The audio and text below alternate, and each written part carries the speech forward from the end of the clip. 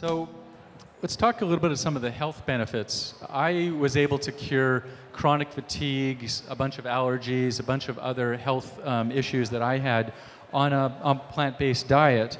And what we're seeing right now is a lot of people are achieving health benefits from it, but at the same time, we're also seeing record numbers of obesity and diabetes and heart disease and chronic disease. So how do we get the health benefit message out there, but at the same time, how do we reconcile the fact that more people are getting unhealthy at the same time? It's kind of like, it seems kind of like counterintuitive to each other.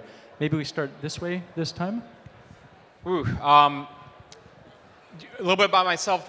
One of the reasons I got into plant-based diet was I was diagnosed as being hypoglycemic at the time. The nutritionist recommended I need to be eating meat at like 7 courses per day. And it was counterintuitive what I was learning about. I was a distance runner at the time, still kind of a recovering cyclist.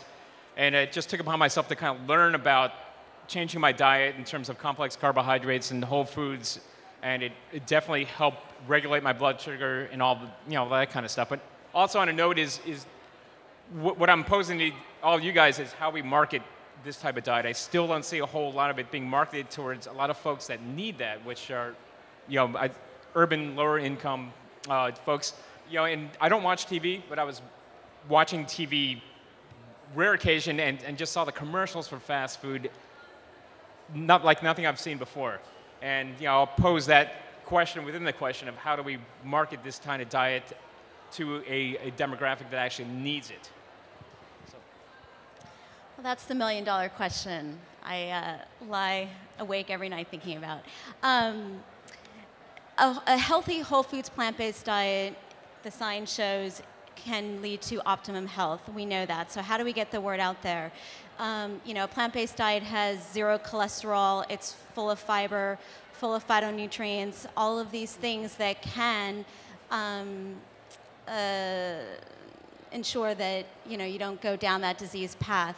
As far as marketing it, I think that, well, there's 2 parts. I think different people respond to different things. Some people will be moved by a YouTube video on a factory farm. Some people need to hear about the health science. Some people need to go to Millennium and try their amazing food. I do think food is very, very powerful. And as long as we can show there's no deprivation and you can have a delicious diet and not feel deprived and have all of these healthy benefits, then that's the best way to go. I can only repeat what's just been said. There's no question the healing properties of a plant-based diet. The whole concept of disease in America in the 21st century, if you're driving your car and the gas gauge reads empty and you pull into the gas station and instead of pulling up to the gasoline pump, you pull up to the diesel pump and you fill your car full of diesel fuel. Well, diesel fuel is kerosene. It doesn't burn cleanly. And you start up the engine and black smoke is coming out and the car is sputtering and coughing and you go 50 yards and it comes to a stop and get pulled back in. You say, my car's got a disease, it's not working right. And the mechanic says, what'd you put in the tank? Ooh, gasoline. Kerosene. He says, I have an idea, try gasoline. And he drains the kerosene out, cleans your spark plugs, and fills you up with good gasoline. Vroom, car works great. The mechanic's so smart, he cured my car's disease.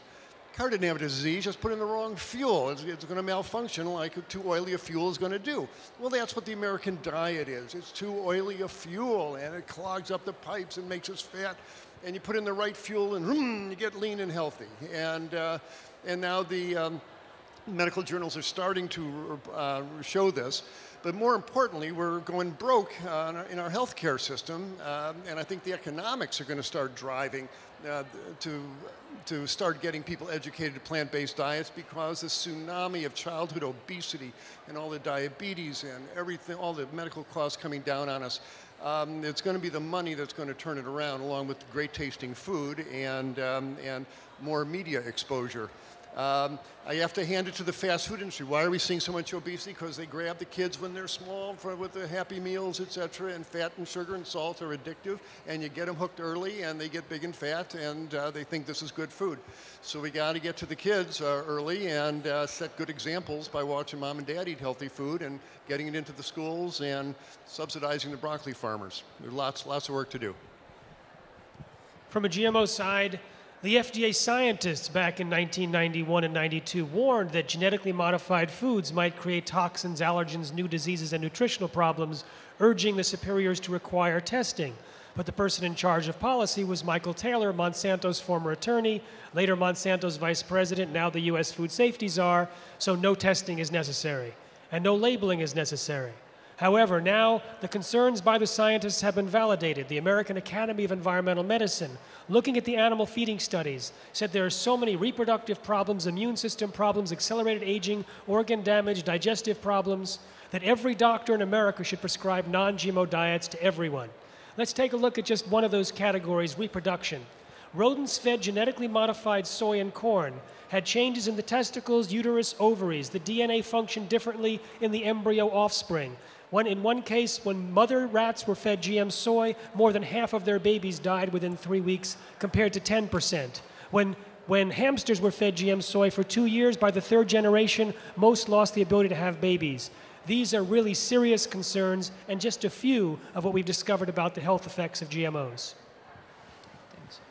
So I like hard data, and the most impressive data to date was just recently released from the Adventist Health Study. And it's a study tracking vegans, vegetarians, and meat eaters. And they found that after 2 years of following these people, the vegans had a 60% lower risk of developing diabetes than the meat eaters. And the lacto-vegetarians had a 40% reduced risk.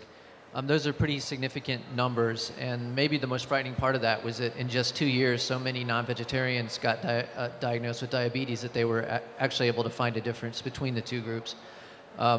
Cross-sectional studies have also shown vegans to have substantially lower body weight, blood pressure, and cholesterol levels. Wow, those are staggering.